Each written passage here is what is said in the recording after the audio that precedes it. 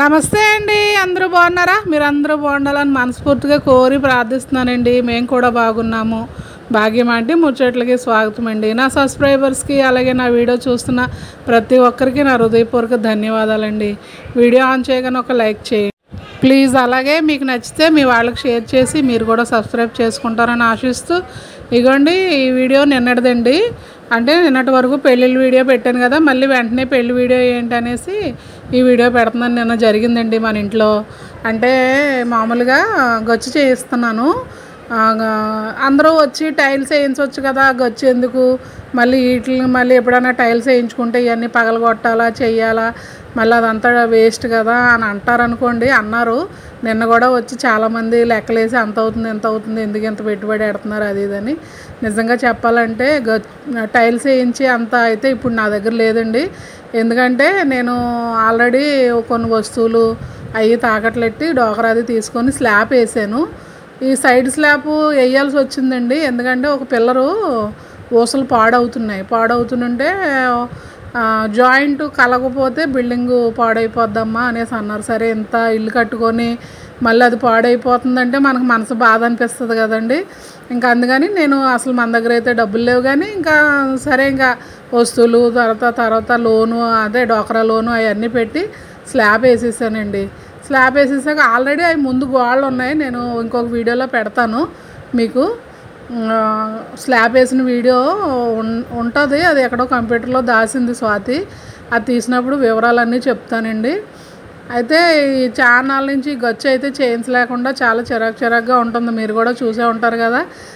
తేలు కూడా వచ్చేసింది. అప్పటి నుంచి చేయించాలనుకుంటున్నాను కానీ కుదరలేదు. సరే నవ్యాని అమ్మ ఒక 30,000 రూపాయలు లోన్ కింద తీసుకో, నెల కట్ చేసుకునేలాగా అంటే తెచ్చిందండి. ఇంకా ఆ డబ్బులు పెట్టుకొని స్టార్ట్ చేశాను. గ్యాస్ ఒకటి అంటే మన ఇంట్లో గ్యాస్ ఒకటిని, తర్వాత ఇగోండి ఇక్కడ గచ్చు ఒకటి. మరి వివరాలు మీకు చెప్తాను తప్పనిసరిగా ఎంత అవుతుంది ఏంటనేది. మేము టైల్స్కి లెక్కెట్టామండి. లెక్కెడితే మరి టైల్స్ అన్ని మొదలు పెట్టాక టైల్స్కి వేసే అబ్బాయికి సిమెంటు ఇసుక ప్లస్ మళ్ళీ బాత్రూమ్లకు టైల్స్ వేయించాలి కదా, మరి అవన్నీ కలిపితే 78,000 వరకు లెక్క వచ్చిందండి. అయితే ఇంకా అంత పెట్టుబడి అయితే ఇప్పట్లో నేను పెట్టలేను, చాలా కష్టం అని చెప్పి నేను ఇంకా డ్రాప్ అయిపోయి గచ్చు అయితే చేసుకుందామని నిర్ణయానికి వచ్చానండి. అయితే ఇంకొకటి కూడా ప్లాన్ చేసాము. ఏంటంటే అందాక షీట్ వేద్దాము ప్లాస్టిక్ది అని లెక్కలేసామండి. ఆ షీట్కి కూడా వచ్చి దగ్గర 8,600 ఎంతో వచ్చింది లెక్కెడితే. అంటే రూమ్లోకి ప్లస్ వంటగదిలోకి ఇదంతా హాల్కి అంతా ఒక 8,500 పైనే వచ్చింది.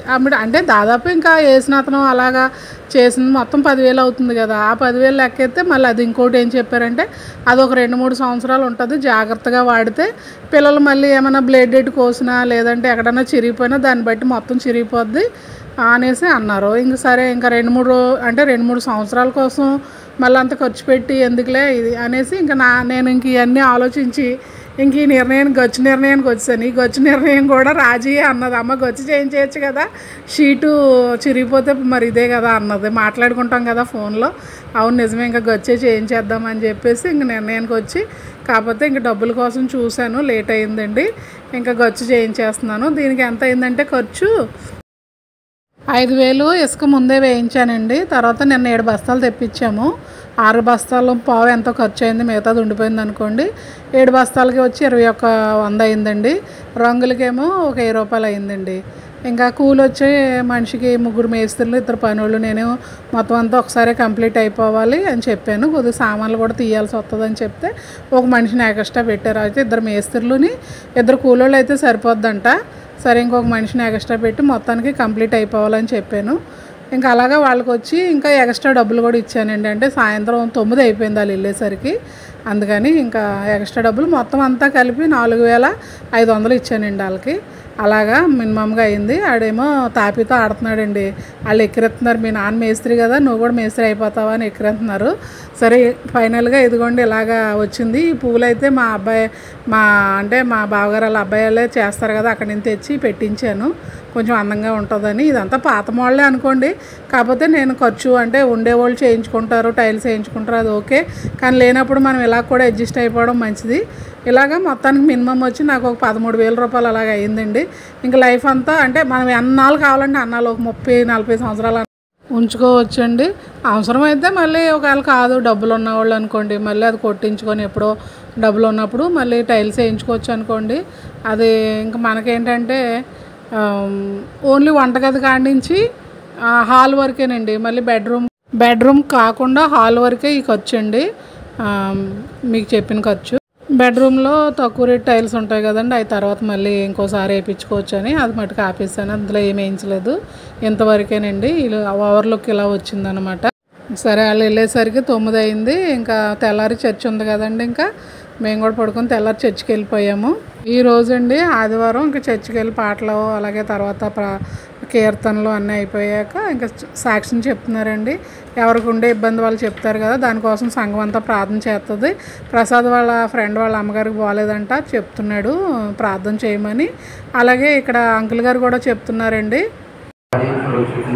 మరొక ప్రశస్తమైన ఆదివారం ఇలాగా ఆరాధనలో కూడుకొని ఆయనకు మహిమ చెల్లించినట్లుగా అవకాశం ఇచ్చినందుకు దేవునికి వేలాది వందనాలు స్తోత్రాలు చెల్లిస్తున్నాము.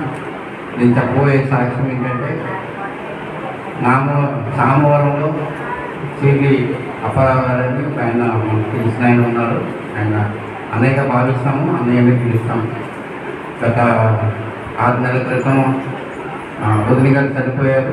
అలాగే పురుగుంది తన భర్త కంటే అపరవారికి ఆరోగ్యం బాగోలేదు, బాగా తీవ్రమైన ఆయాసము అలాగే ఇన్ఫెక్షన్ ఉందంటే కిడ్నీకి సంబంధించి చాలా సమస్యలు ఉన్నాయి అని చెప్పేసి డాక్టర్లు చెప్తున్నారు. రాత్రి కాకినాడ తీసుకెళ్ళారు. కాకినాడ జనరల్ హాస్పిటల్లో జాయిన్ చేసుకోలేదట. పిల్లలు తొందరపడి ప్రైవేట్ హాస్పిటల్లో జాయిన్ చేశారు. ఇంటిగా ఒక 4 రోజుల పాటు హాస్పిటల్ చుట్టూ తిరుగుతున్నారు. ఆయన పరిస్థితి బాగోలేదు. ఆయన కోసం సంఘంలో ఉన్న అందరూ ప్రార్థన చేయమని కోరుతున్నాం. దేవుడి చిత్తము ఏదైతే జరుగుతుంది, మనుషుల చేతిలో ఏది ఉంటుందని గ్రహించాలి. అలాగే బిడ్డలు కూడా ఎంతో ప్రయాసపడుతున్నారు, చేతిలో డబ్బు లేని పరిస్థితి. అయినప్పటికీ దేవుడి మీద భారం వేసి విశ్వాసంతో ప్రార్థన చేస్తే కార్యం జరుగుతుందని నేనైతే నమ్ముతున్నాను. ఆ కుటుంబం కూడా ఒకవైపు దేవుడి పైన ఆధారపడి జీవించే భాగ్యం అనుగ్రహించాలని మీరు అందరూ ప్రార్థన చేయండి. అలాగే మరొక సాక్ష్యం, మా అన్నయ్య గారి కుమారుడు రెండోవాడు చంద్రశేఖరు. అక్కడికి మెడ నొప్పి వస్తుంది. మెడ నొప్పి నుంచి 4 రోజుల పాటు ఈ మెడ పక్క నుంచి నొప్పి అలాగే ఎడం చేయి చాలా ఇబ్బందికరమైన పరిస్థితిలో ఉంటుంది, లేకపోతుంది, ఏమీ పట్టుకోలేకపోతున్నాను అని చెప్పాడు.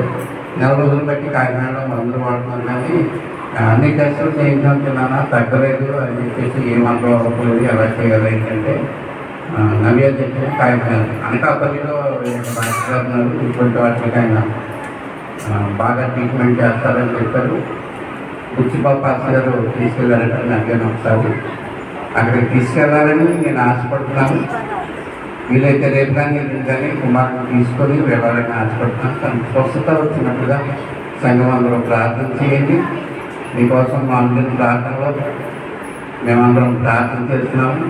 ఇంకా మాకు అనేక సమస్యలు ఉన్నాయి. నవ్య పెళ్లి విషయంలో మేము ఎంతో చింతతో ఉన్నాము. వివాహం జరిపించాలని ఆశపడుతున్నాము. త్వరగా వివాహం జరిగించినట్లుగా దేవుడి పట్ల మేము ఎంతో విశ్వాసంతో ఉన్నాము. మా కోసం, మా కుటుంబం కోసం మీరు అందరూ ప్రార్థన చేస్తారని కోరుకుంటున్నాము. అలాగే సురేష్ ఉన్నాడండి, మన ఇంటికి వస్తాడు కదా సురేష్. వాళ్ళ అమ్మగారు చనిపోయారని మీకు వీడియో కూడా పెట్టాను. వాళ్ళ నాన్నగారికి అసలు బాగోలేదండి. రాత్రి 2 గంటలు ఫోన్ చేసి సీరియస్ అంటే కాకినాడ తీసుకెళ్లారంట. సరే వాళ్ళ కోసం ప్రార్థన చేయమని అంకుల్ గారు సాక్ష్యం చెప్తున్నారు. అలాగే వాళ్ళ అన్నయ్య అంటే మా బావగారు వాళ్ళ అబ్బాయికి అలాగే వాళ్ళ చెల్లి కోసం కూడా చెప్పారన్నమాట సాక్ష్యము. ప్రేయర్ అయిపోయాక ఇంక ఇంటికి వచ్చేసాక ఇంకా భోంచేస్తున్నామండి. వెళ్ళేటప్పుడే కూర వండేసి వెళ్ళిపోయామండి. అయితే ప్రతి వారం ఏం చేస్తున్నారంటే అంకులు వెళ్ళి చికెన్ తెస్తున్నారు, కానీ ఎక్కడో దూరంగా ఉంటారండి. వాళ్ళు ఇష్టం వచ్చింది కొడేస్తున్నారు. పోయిన వారం నేను అసలు నాకు తినబుద్ధి అవ్వలేదు, నువ్వు ఈసారి చికెన్ అంగా తెస్తే మటుకు నేను అన్నం తిన్నా, ఇంకా నీ ఇష్టం అన్నానండి. అంటే నాకు కందనకాయలుని కార్జాలు అంటే చాలా ఇష్టం. ఇంకా సరేలే అని ఈ వారం మటుకు తప్పనిసరిగా తెచ్చారండి. మీకు కూడా చూపిస్తున్నాను, చాలా బాగుంటుంది, నాకు చాలా ఇష్టం అండి. నేనేమో నీసు ప్రియురాలండి, అంకుల్ గారు ఏమో పప్పు ప్రియుడు. మరి ఏం చేస్తాం, తప్పదు కదా. ఇంకా కొన్ని చోట్ల అడ్జస్ట్ అయిపోయి వెళ్ళిపోతాం. అందువల్ల చాలా విషయాల్లో మా ఇద్దరికి అయితే మ్యాచ్ అవ్వు, కానీ కొన్ని విషయాల్లో కొద్దిగా పర్వాలేదు అనిపిస్తుంది. ఇంకా అలాగా దేవుడిచ్చిన బంధం కదండి, నెట్టుకుంటూ వెళ్ళిపోతున్నాం అన్నమాట. నాకులాగా ఎంతమంది మాంసం ప్రియులో చెప్పండి, కామెంట్ పెట్టండి. సరే, ఇంకా నాకు చాలా ఇష్టం అండి మాంసం, చేపలంటే. సరే, ఇంకా మరి ఎవరన్నా ఎప్పుడన్నా వస్తే రండి, తప్పనిసరిగా భోంచేస్తాం. ఈ ముద్ద మీకోసమే, మా ఇంటికి వచ్చి తప్పనిసరిగా భోంచేసి వెళ్దురు, కానీ తప్పనిసరిగా రండి మర్చిపోకుండాని. సరే, ఇంకా భోంచేస్తున్నాను, మీకు కూడా చూపిస్తున్నాను అన్నమాట. భోజనం అయిపోయాక తండ్రి కూతురు గొడవ చూడండి.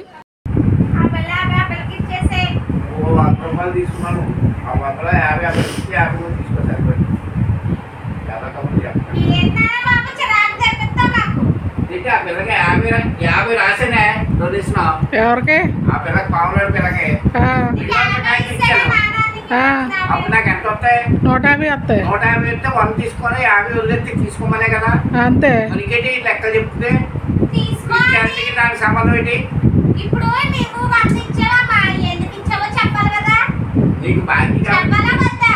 ఇప్పుడు 100 ఇచ్చావంటే 50 ఆ పిల్లకి రాసి ఇప్పుడు నీ దగ్గర నుంచి నీకు చెప్పలేదు 50 ఆ పిల్లకి ఇవ్వి అని. నాకు చెప్పలేదు. మరి నువ్వు 100 ఇచ్చేసావు ఆ పిల్లకి? 100 ఇవ్వలేదు, 150 తెచ్చిచ్చింది. 50 100 తెచ్చిచ్చింది ఆ పిల్ల నాకు. ఎక్కడెక్కడ నాకు గుర్తు రావట్లేదు. ఇప్పుడైనా సరే 100 తీసి 50 అప్పుడు ఇచ్చే లేదా నీకు ఫ్రిడ్జ్ మీద అక్కడే తెచ్చాను. అవి వస్తున్నాయి సొంతకప్పు డబ్బులు ఇచ్చి ఎక్కడో ఎందుకు పెట్టేస్తాను మళ్ళీ యథార్థత లేదు అంటున్నారు, అంతేనా? అంతే. ఏంటి యథార్థత? యథార్థత అంటే ఏంటి? డబ్బులు తగలేసేయాలని. నాకు తగలేయద్దు. నీ డబ్బులు దాచుకో, చిక్కల్లో మూట కట్టుకొని అమ్మ మర్చిపోతారు. వాళ్ళ అమ్మని ఎందుకమ్మా అంటావు? అలా అంత దొంగడు మా నాన్న తమ్ముడే, నన్ను మర్చిపోను. నేను చచ్చిపోయేటప్పుడు మా నాన్న తమ్ముడు. ఈ సాయంత్రం నీకు ఒక విషయం చేశాడు కదా, అది ఎక్కడ నీకు గుర్తుందా అని అంటే నేను మర్చిపోయినప్పుడు చెప్తే నాకు మా తాత చిన్ని 2 రూపాయలు, సరుకు 2 రూపాయలు, సంధ్యకు 2 రూపాయలు ఇచ్చి నాకు రూపాయి ఇచ్చేది అని చెప్తాను. ఎవరికి? ఎవరన్నా నన్ను వచ్చి అడిగితేని రూపాయి ఇచ్చాడో ఇవ్వలేదో అనుకుంటా. మరి అలాగైతే నాకు ఇచ్చాడు తాత. నాకు ఇచ్చాడు, నాకు పిలిచి మరి ఇచ్చాడు 5 రూపాయలు. నీ తల్లి కూతుళ్ళు వాదన అన్నమాట. వాళ్ళ నాన్న వాళ్ళ అమ్మను ఏమన్నా అంటే ఉడికిపోతారు అంకుల్ అని దివ్య ఉడికింతుంది. దివ్యనేమో ఏదోటి అని దివ్యని ఉడికింతారు అంకులు. మొత్తానికి మళ్ళీ అలిగితే మటుకు మళ్ళీ బతిలాడతాడండి. ఆ చిన్న కూతురు అంటే ఆయనకి అంత ఇదన్నమాట. ఇంకా ఇద్దరు గొడవాడేసుకుంటారండి, ఇద్దరు అలుగుతారు. అంకుల్ గారు కూడా అలుగుతారు కూతురు మీద, మళ్ళీ వాళ్ళ నాన్న మీద ఆవిడ అలుగుతుంది. మళ్ళీ ఇద్దరు బతిలాడేసుకుంటారు. ఇలా అపరూపమైన ప్రేమలు అయితే నేను చూడలేను, నాకు కోపం వచ్చేసి నేను గదిలో పోతాను, మీ ఇష్టం ఎలాగో పాడండి అని. ఇదండి వాళ్ళు. సరే అండి, ఈ వీడియో నిన్నటి నుంచి వాళ్ళ వరకు ఇది ఉంటానండి. బాయ్.